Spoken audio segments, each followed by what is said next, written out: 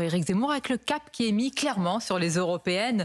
Marion Maréchal sera donc tête de liste Reconquête comme elle le souhaitait.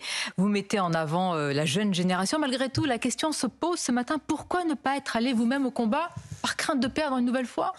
Vous savez, je n'ai pas vocation à aller à toutes les élections. Moi, je n'étais pas un politicien professionnel, je n'étais pas là pour faire carrière. Je me suis engagé dans cette campagne présidentielle, vous vous souvenez, avec un objectif bien précis.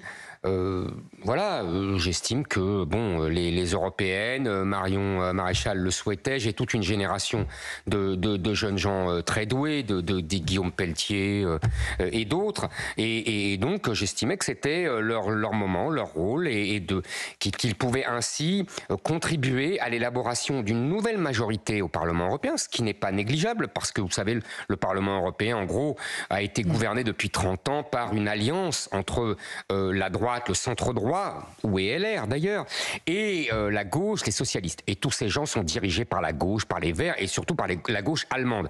Donc il s'agit là maintenant de changer complètement cette majorité. C'est un objectif louable, car ça peut changer des majorités et des politiques en Europe. Et si vous voulez, je sais que Marion Maréchal pense comme moi que le grand défi du siècle... Qu'est-ce qu'elle a plus que d'autres dans cette jeune génération pour mener le combat en tête de liste de Reconquête? Oh, je dirais, elle est d'abord plus connue.